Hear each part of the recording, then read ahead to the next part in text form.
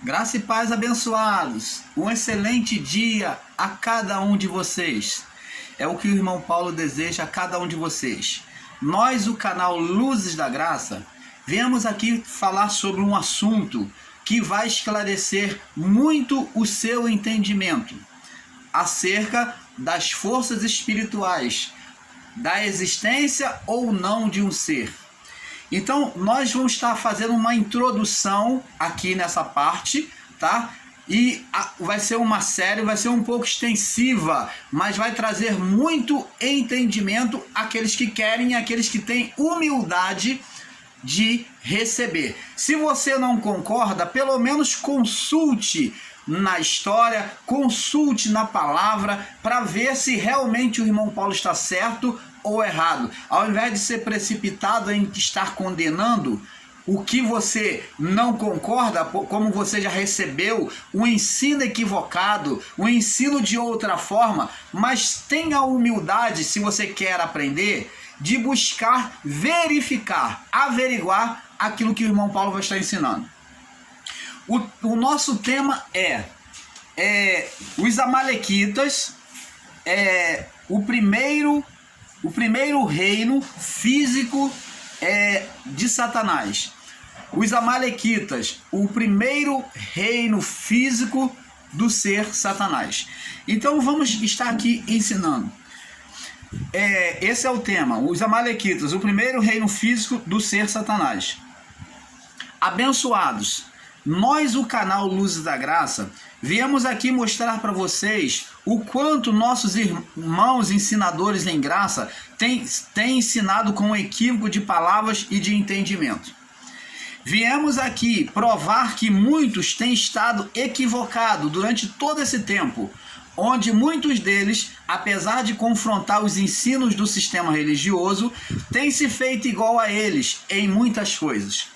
Durante todos esses anos, tendo recebido a graça, eu vinha buscando entender com clareza os acontecimentos da condenação da criação, depois do pecado.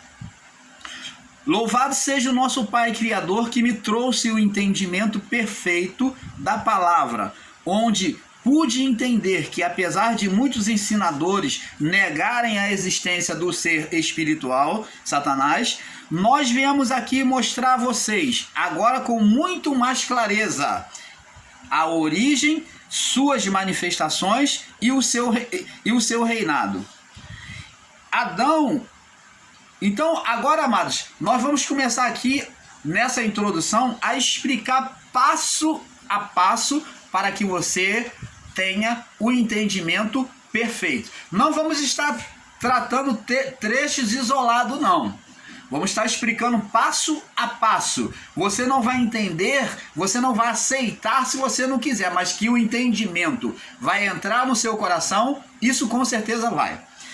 Então, Adão e a sua mulher, na criação, onde Deus formou homem e mulher no Éden, a partir do Adão e a sua mulher, vamos lá no capítulo de Gênesis 2, Deus criou apenas na criação, quantos seres? Na criação, Deus formou quantos seres? 2. Formou o homem e formou a mulher. Do homem, ele formou a mulher, ele criou a mulher. Então, ele formou o homem, né? E formou a mulher do homem. Só existia 2 seres. Vocês concordam com o irmão Paulo, pelo menos nesse ponto, que não havia mais ninguém, não havia mais nenhum ser no Éden, além de Adão e a sua mulher? Ou vão estar agora trazendo um ateísmo, uma mistura, um agnosticismo e um ceticismo, dizendo que já havia criação antes de Adão e Eva, que já havia outros seres? Ora, amado, como que você pode afirmar uma coisa que você não viu e que não há em livro algum escritos disso? Nem no livro de Enoque você vai encontrar a existência de seres na criação antes de Adão e Eva. Pregar que existia outros seres, que existia vidas na criação antes de Adão e Eva, é um insulto ao próprio Deus. É um insulto ao próprio Deus. É fazer e criar uma coisa, uma história que Deus não criou, não formou. Então, amados, vamos ver aqui. Gênesis 2, no verso 18. Vamos ler aqui o que diz, ó. Preste atenção nas palavras. Disse o Senhor Deus, a palavra vinda da própria boca de Deus, do próprio Deus. Disse o Senhor Deus, não é bom que o homem esteja só. Existia mais vidas no Éden. Você, nessa ignorância que vem ensinando ensinos de heresias, porque isto, agora pela primeira vez, o irmão Paulo usa a palavra heresia, porque é ensinar que existia vida na criação antes de Adão, vida humana, vida espiritual antes de Adão, é uma heresia. Se você ensina que existia vida, se você aceita esse ensino, você está tomando um caminho herético, um caminho de heresia, que vai contra a própria palavra de Deus. Disse o Senhor Deus, não é bom que o homem esteja só. Então Adão, como o primeiro homem, por isso ele é chamado de primeiro. O significado de Adão é primeiro homem criado. Opa! Oh, amados! Quantas pessoas, até quando você vai estar comendo lixo que essas pessoas têm trazido para a graça, esses ateístas, esses ceticistas têm trazido para a graça, dizendo que já havia vidas antes de Adão, dizendo que Deus já tinha criado um ser que é Lilith. Opa, amados! Que Lilith era em forma de serpente, era a mulher, foi a primeira mulher de Adão. Amados, isso aí é ensino de judaísmo, isso é heresia. Isso são fábulas judaicas que eles trazem para conjecturando a palavra. Quantas pessoas havia além de Adão? Ó, disse o Senhor Deus, não é bom que o homem esteja só. Existia alguma vida, algum ser além de Adão e os animais? Aqui diz que ele estava só, porque só tinha os animais e como ser criado com vida, né? Com inteligência, só existia ele. Não existia nem anjos, nada ali junto com Adão, nada. Não existia anjos ali no meio da criação. Os anjos estavam com Deus. Eles assistiram à criação, sim. Mas eles não estavam no Éden, eles não participaram do Éden. O único anjo que participou do Éden foi esse anjo querubim, que foi o quê? Foi colocado sobre o barro. O espírito dele foi colocado em Adão.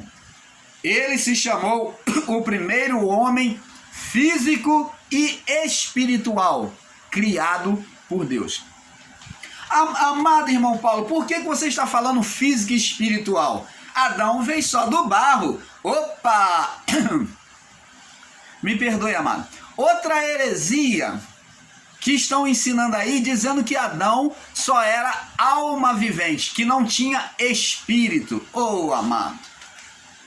Se Adão foi criado pelo espírito de um querubim, diz a palavra lá no livro de Ezequiel, Adão foi criado do espírito de um querubim, de um anjo que estava lá, e Deus falou, vou pegar você, e vou pegar, e vou fazer você agora sobre, você vai ter a primazia. Vamos conjecturar, agora o irmão Paulo está conjecturando, para que você entenda. Você, o querubim, aqui não, na palavra não diz o nome do querubim.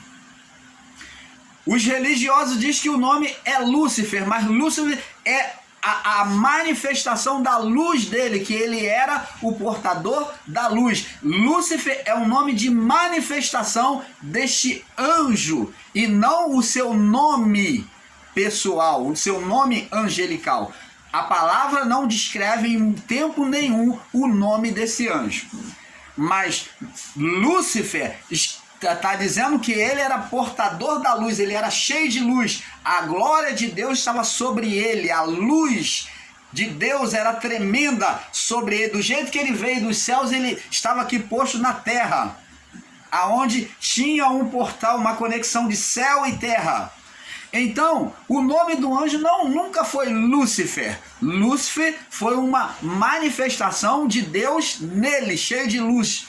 Por isso Jesus também se referiu a ser Lúcifer. Jesus disse, eu sou a luz do mundo, se referindo como uma figura adâmica sem condenação. Ele que veio trazer a luz do mundo. Então ele disse, eu sou Lúcifer. Eu porto a luz, é isso que Jesus estava dizendo. Então, amados, vamos deixar esses equívocos e ensinar baboseira, abobrinhas, né? Dentro da graça, ensinando que o homem não tinha espírito. Opa, amado, olha só, preste atenção, você, meu amado, meu querido ensinador em graça, você que ensina que o homem não tinha espírito. O Espírito é que traz vida, o Espírito é a vida de Deus. Se Deus soprou no homem para ele ter vida, como que o homem teve vida então? O que trouxe vida àquele corpo, àquele barro? Você vai dizer, não, irmão Paulo, foi o Espírito de Deus. Ora, então, não foi Deus soprando diretamente? Na criação, o Espírito, ele formou pelo haja. Agora, Deus, na criação do homem, Deus manipulou. Por isso que o homem é diferente. Por isso que ele é dito lá no capítulo 1, 25, a partir do verso 25, 26, diz até o 31, diz que o homem foi feito em imagem e semelhança, porque Deus fez com carinho, Deus fez com as suas próprias mãos, Deus manipulou o barro, Deus formou o homem e soprou de si nas suas narinas. Se imagine um Deus todo-poderoso, cheio de luz, que sopra. Esse soprar de si é soprar do espírito querubim dentro do barro. Você está entendendo, amado? Porque o espírito, que os querubins eram os anjos com maiores poderes celestiais. Os querubins é que guardavam toda a glória de Deus. Por isso, já no período da lei, os anjos querubins que guardavam a arca, eles cobriam seu rosto. Porque mostrando que se os homens olhassem na face dele, né, não iria sobreviver. E eles também, os querubins, cobriam seu rosto, por quê? Porque a glória de Deus era maior do que a glória deles. Então Deus soprou de si e no seu desejo soprou um espírito querubim sobre o barro criado, formado, o barro formado. Então, amados, vê se aqui, sai dessa ignorância de dizer que o homem não tinha espírito. O homem sem espírito não tem vida. Espírito, amado, é vida. Espírito é vida de Deus. As plantas têm o espírito. Elas agem e se regeneram pelo espírito de Deus para as plantas, criado pelo haja. Os animais têm espírito animal. E o homem tem espírito divino, que veio direto de Deus, não pelo haja, como as plantas, como os animais, como a criação, mas veio direto de Deus. Você está entendendo, amado? É difícil de entender uma coisa tão simples, aonde se faz confusão. Como você pode ensinar que o homem, Adão, foi criado sem espírito? Olha que ignorância, que brutalidade de entendimento, ensinar que o homem não tinha espírito. Quem é que dá vida, se não o espírito? Até Jesus disse que as palavras deles eram espírito e vida. Se Deus é espírito, ele falou, ó, Deus é espírito. Falou para a mulher samaritana. E importa que os seus adoradores, que aqueles que quiser ter vida, o adore em espírito e em verdade. Como que você pode ensinar que o homem não tinha espírito? Opa, amado. Sem espírito, o corpo é morto, amado. A vida do corpo só existe pelo Espírito de Deus. Como diz a palavra, tira-lhe o espírito e o homem volta ao pó. Tira-lhe o espírito. Qual o espírito? O espírito divino que procedeu do Pai. Por isso que Jó diz que nós já existíamos. E Deus diz lá para Jeremias que ainda quando era substância uniforme tu já existia. Por que ele já existia? Falando para Jeremias. Porque ele já estava em Deus. Nós já existimos, em Deus nós somos parte divina, dizendo que nós procedemos dele. E como que ensinadores, amados, amadas irmãs ensinam que não tinha espírito homem? Sem espírito não há vida, amado. Então vamos prosseguir, vamos passar, vamos deixar esses que querem continuar no engano, continuar. Vamos prosseguir. Gênesis 2,18. Disse o Senhor, não é bom que o homem esteja só. O homem estava só era ele na criação? Sim, por isso na criação foi chamado de Adão. Quer dizer, primeiro homem criado, ou para nós, Adão. Primeiro homem criado, primeiro ser, ou melhor, primeiro homem não, primeiro ser divino criado. Então, ele diz aqui, Deus fala assim, não é bom que o homem esteja só. O homem não tinha ninguém no Éden, na criação, só ele. Far-lhe-ei uma adjuntora, uma companheira que seja idônea para ele. E havendo, pois, Senhor formado todo animal do campo e todas as aves do céu, trouxe Adão para ver como este lhe chamaria. E tudo que Adão chamou, toda alma vivente, isso foi o seu nome. Então Adão recebeu o poder, a autoridade sobre a criação, de dominar a criação. É ele quem dava nome. Essa autoridade foi concedida pelo Criador, pelo Pai, tá? Verso 20.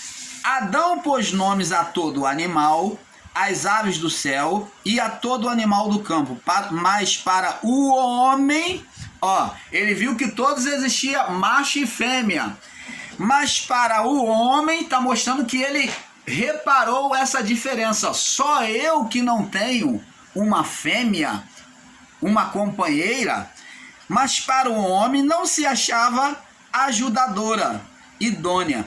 Agora verso 21, observa, abençoados.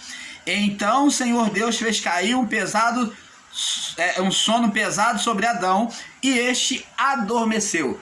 Vê que no coração de Adão existia um desejo. Esse desejo foi atento por Deus. Adão desejou. Então, esse desejo de Adão, Deus atentou. Então, Deus fez cair um pesado sono sobre ele, quando ele foi dormir, e este adormeceu. E então, tomou uma das suas costelas, quem? Deus, e cerrou a sua carne em seu lugar. E das costelas que o Senhor Deus tomou do homem, formou uma mulher. O homem, em obediência a Deus, ali não havia condenação, pecado ainda.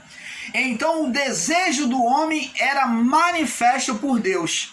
Você está vendo aqui, amado, a obediência a Deus trouxe a manifestação do desejo do homem. O homem no seu estado glorificado. Então o desejo dele era saciado por Deus.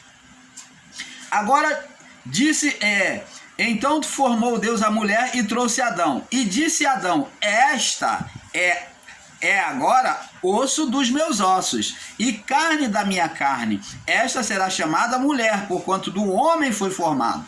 Então, preste atenção, abençoados. Agora tem quantos personagens agora? Quantos seres? Seres. 2. Para dominar sobre a criação. 2. Homem e mulher. Tem mais algum, amado? Tem mais algum? Tem mais algum? Não. Somente homem e mulher, aos que ensinam de Lilith, ensino do judaísmo, aos que ensinam que já existia vida antes de Adão, tentando explicar a mulher de Caim, não entendendo que Adão e Eva tiveram filhos no mesmo período de Caim, tiveram após Caim, tiveram filhos, junto com Caim nasceu gêmeos junto com Caim, né? Que quando tiveram Caim, Abel também teve outros filhos que nasceram junto com eles, outras filhas. Então, amados, ficam conjecturando sobre Lilith, né? Uma mulher que era satânica, que não sei o que era muito bonita, que foi a primeira mulher de Adão. Isso tudo são conjecturas levianas que vêm perverter a sua mente. A existência de seres antes de Adão são conjecturas levianas que vêm perverter a sua mente. Então, abençoados, vê-se aqui que só existia eles dois. Só existia eles dois. A partir do pecado, aparece então outro personagem. Agora, no livro de Gênesis, o escritor, segundo dizem, né? Segundo alegam, foi Moisés, né? Segundo alega, foi Moisés, segundo o que nós entendemos, foi Moisés. No capítulo 3 de Gênesis, ele narra, antes de demonstrar o terceiro personagem, ele narra o acontecimento. A palavra aqui, ela não foi posta em ordem. Por isso a confusão de muitos que lê as escrituras e tomam que a serpente existiu primeiro. Por isso que o sistema religioso diz que o Satanás foi a serpente, um anjo que se fez cobra, que se encarnou no animal.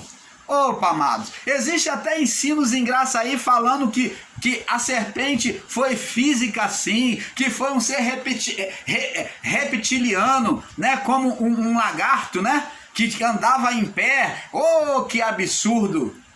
Oh, que absurdo! Tomando a serpente como um animal físico, literal. Oh, amados!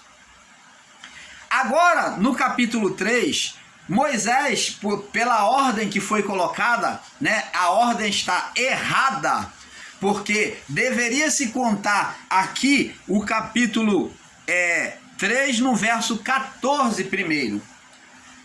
O 3 no verso 14 primeiro. Se você ler o 3 no verso 14 primeiro, você vai entender que o capítulo 3 do verso 1 está fora de ordem. Ele deveria vir depois.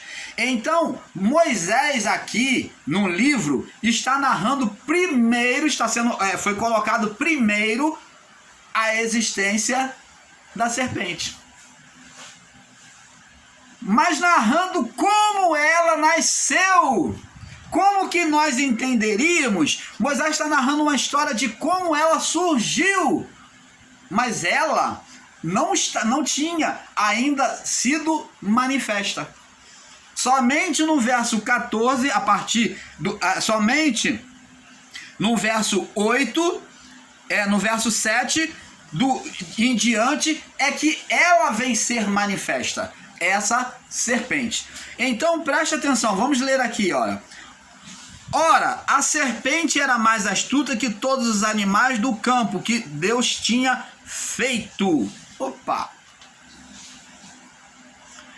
Olhando de uma forma literal, como a serpente vive no campo, o homem vai dizer, tá vendo, isso aqui era física.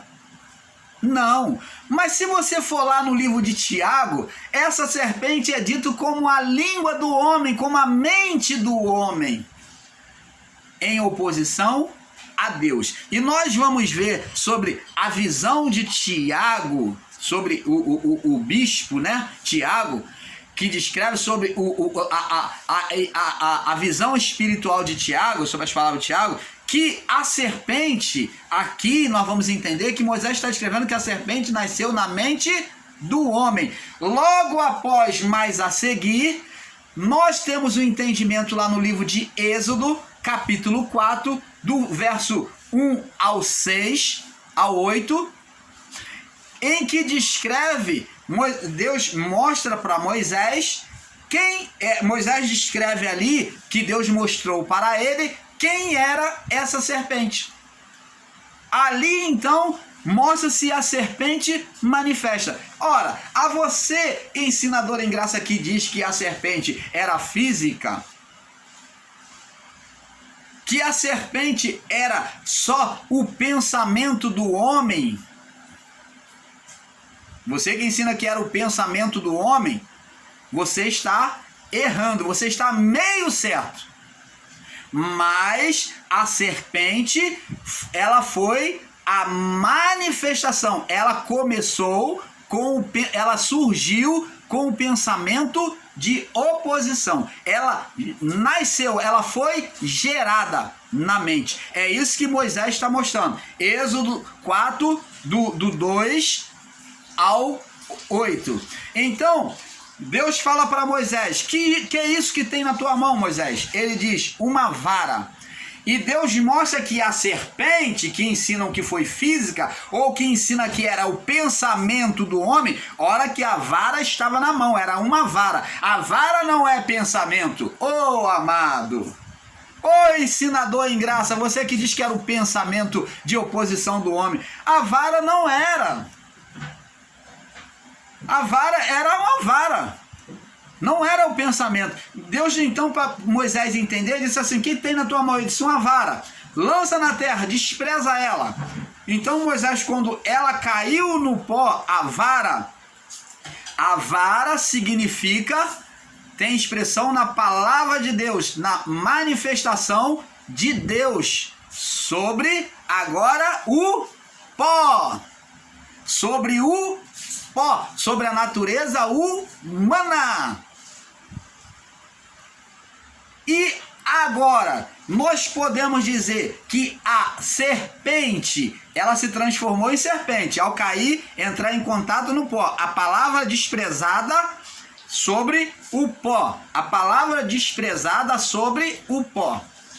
A palavra sobre o pó, que agora no pó havia condenação, ela iria produzir serpente. A palavra sobre o pó, sobre a condenação, né? Que o pó passou a sofrer condenação após o pecado, então ela iria produzir serpente. Então, vê-se aqui que não era física, porque a manifestação ali do cajado se transformar em serpente foi sobrenatural, não foi uma cobrinha física, foi uma manifestação sobrenatural, espiritual. Então, dizendo que a palavra sobre o pó, sobre a condenação, ela iria manifestar demônios, ou a expressão do ser Satanás, ela iria manifestar Satanás. Você está entendendo, amado? Então, abençoados, olha aqui, ó. Ora, a serpente, ó, o pensamento do homem, mais astuto, que o homem tinha habilidade, o pensamento divino, mais sábio do que todos os animais. O homem é a capacidade divina do homem na mente, a sabedoria. Por isso que diz lá que Adão lá foi no livro de Ezequiel 28, que ele foi cheio de sabedoria, capacidade de pensar. Ora, a serpente era mais astuta, mais inteligente que todos os animais do campo, falando da mente humana, capacidade que o Senhor Deus tinha feito. Falando aqui, quando diz da serpente, está falando do próprio homem, mas se referindo ao pensamento, a manifestação de oposição do pensamento do homem. E é assim que disse Deus: não comereis de todas as árvores do jardim? Vê aí que agora vem haver uma luta na mente do homem, na capacidade do homem de pensar, uma luta da voz de Deus contra a voz humana na mente do homem, a voz humana na vida do corpo. Então aqui, ó, está o Espírito de Deus e dentro, na liberdade, no livre-arbítrio. Deus não tirou a árvore do jardim. Deus deixou, só deu exortação ao homem. Deu livre-arbítrio de comer ou não. Então, o Espírito divino no homem, né? O Espírito divino no homem, ele, diante do pensamento da vida do corpo, ele buscou escolher obedecer à vontade da carne. Vê aqui, ó. Olha que a serpente vai falar. Quem? A mente do homem cogitando uma literalização da palavra de Deus. É o que muitos irmãos aí, ensinadores em graça, estão fazendo, literalizando. Isso é serpente, manifestação da serpente.